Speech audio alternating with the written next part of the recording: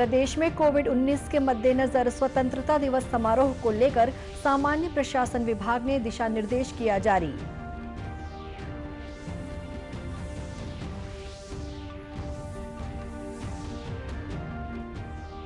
देश में कोरोना से स्वस्थ होने वालों की दर 67% से अधिक। प्रदेश में अब तक 7,871 लोग हुए स्वस्थ।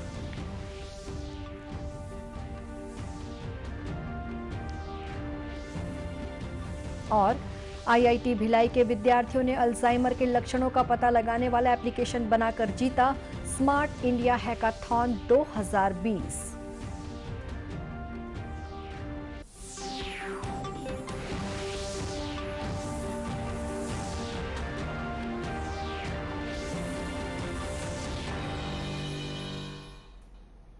नमस्कार, आप देख रहे हैं दूरदर्शन समाचार। मैं हूं शुभ्रा भट्टाचार्य। अब समाचार विस्तार से।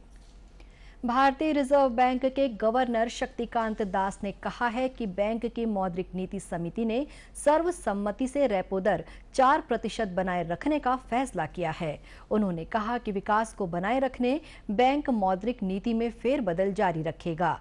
श्री दास ने बताया कि मौद्रिक समिति का आकलन है कि वैश्विक आर्थिक गतिविधि नाजुक बनी हुई है, इसलिए अर्थव्यवस्था में सुधार के मद्देनजर आरबीआई का रुख उदार बना रहेगा। बैंक सोने के गहनों पर 90% तक लोन दे सकेंगे।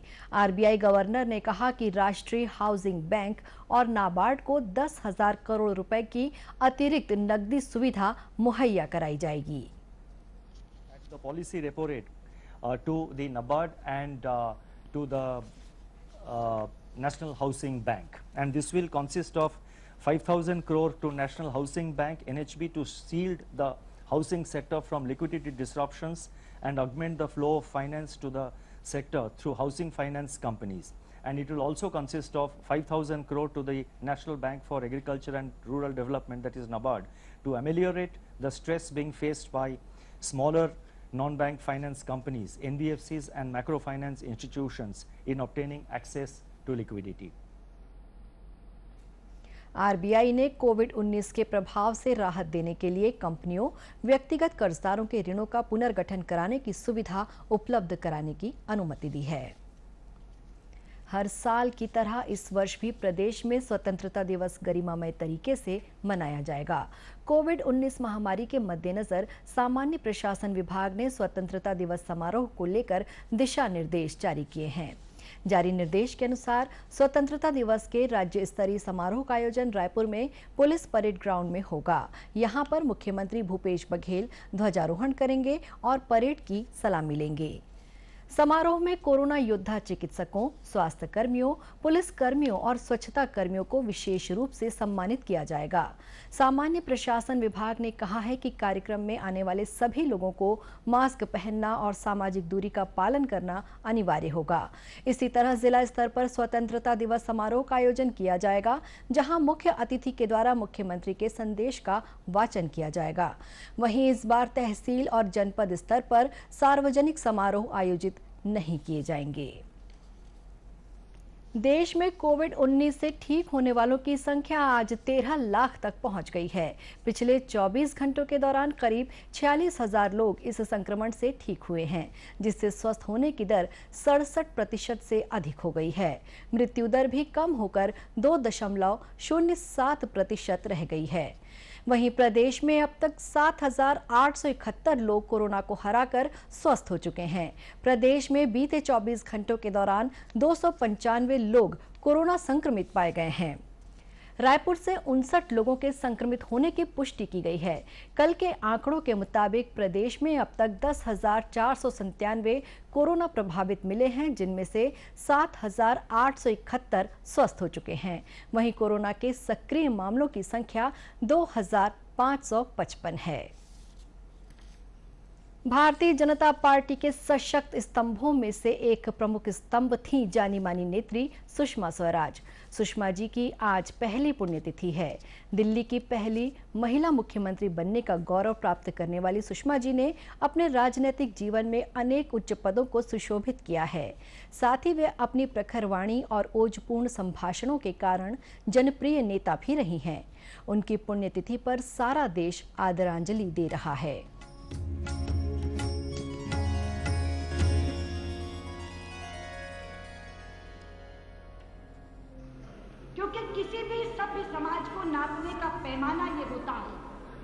कि वो समाज अपने साहित्यकारों, अपने कलाकारों, अपने लेखकों के साथ कैसा व्यवहार करता है।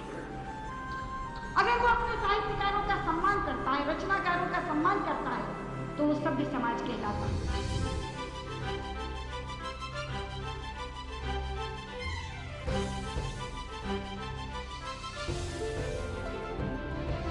लेकिन अगर वो उन्हें अपमानित करता है, उनकी अनदेखी करता है, उन्हें इग्नोर करता है, तो समाज ज्यादा देर बचता नहीं और कम से कम उस समाज को सभ्य समाज नहीं कह सकता। ये निडर फिर भी शालीनतापूर्ण शब्द हैं भारतीय राजनीति में अमिट छाप छोड़ने वाली उस महिला के, जिनके नाम का समापन मां शब्द से होता है, सुषमा।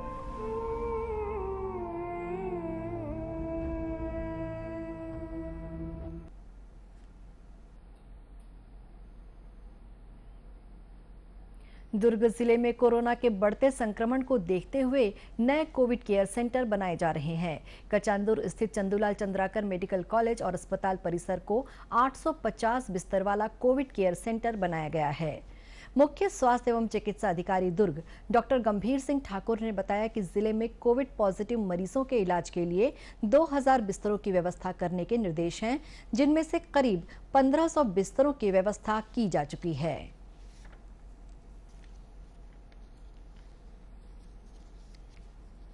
जिले में क्या है, कोरोना के संक्रमित को देखते हुए बेड बढ़ाने का हम लोगों को 2000 बेड का तैयारी करने के लिए कहा गया है, जिसके तारतम्य में करीब 1540 बेड हम लोगों ने तैयार कर लिया है। अभी वर्तमान में हमारे पास 850 बेड का चंदूलाल चंद्राकर बिल्कुल तैयार है। उसको हम आज हो सकता है हमारे जो सेंटर हैं पुराने ना वो भर गए हैं, तो उसको हम आज चालू करने की स्थिति में आ गए हैं। वहाँ पे एसिम्टोमेटिक पॉजिटिव पेशेंट को ही रखेंगे और जो सिम्टोमेटिक होगा उसको हम लोग एक्सक्लूसिव संग्रह में इलाज करने का प्लानिंग किया है।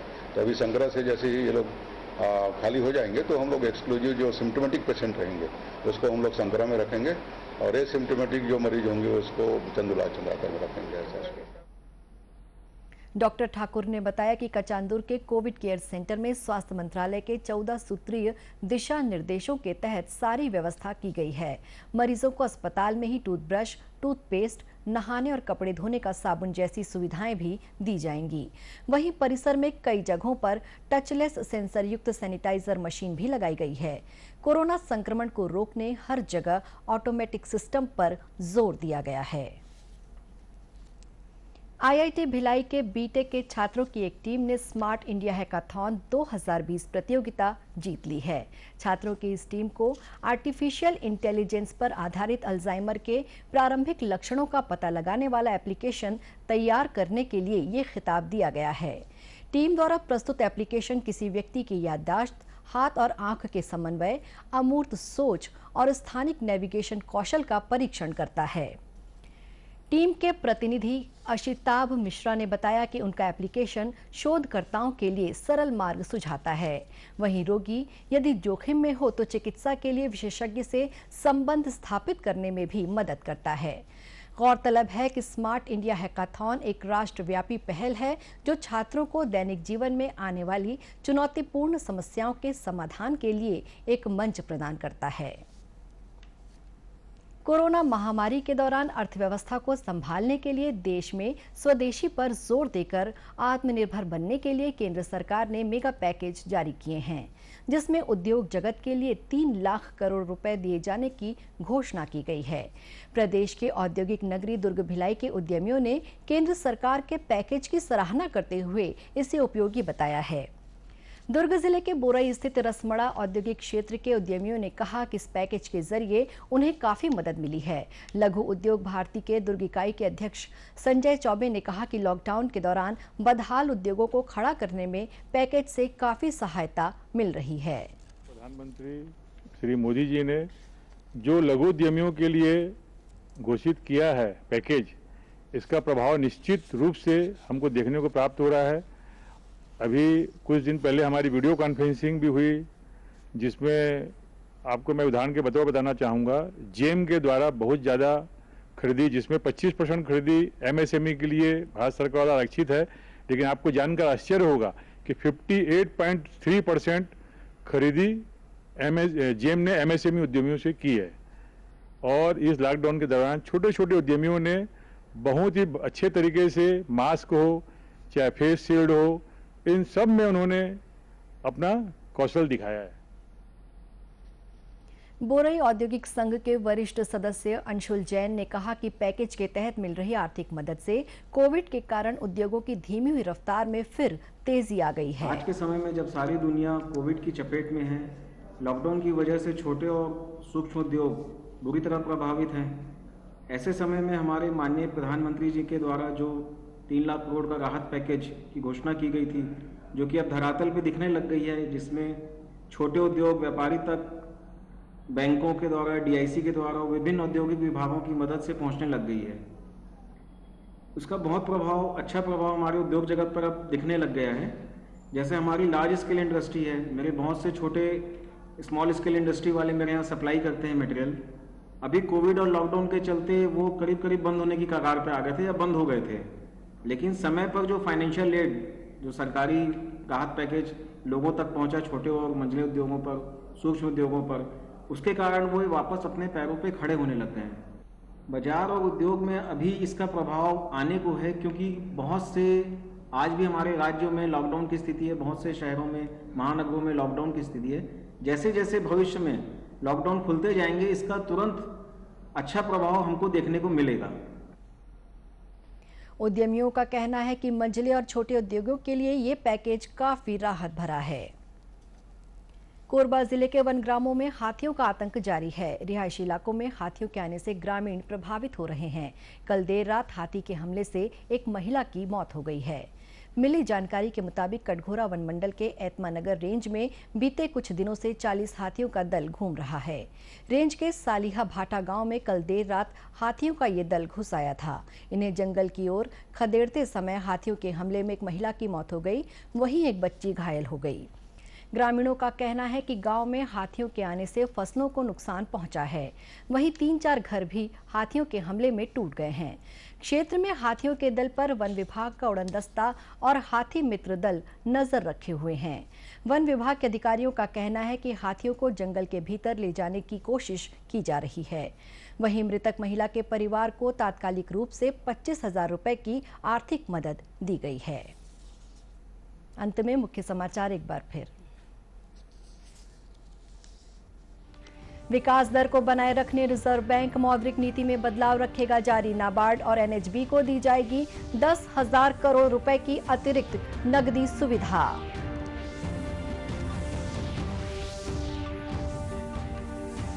प्रदेश में कोविड-19 के मद्देनजर स्वतंत्रता दिवस समारोह को लेकर सामान्य प्रशासन विभाग ने दिशा निर्देश किया जारी।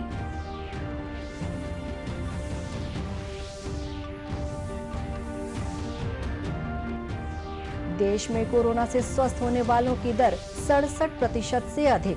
प्रदेश में अब तक 7,871 लोग हुए स्वस्थ।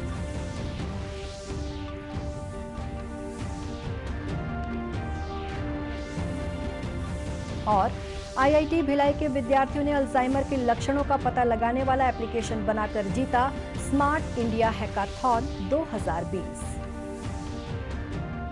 इसी के साथ ये समाचार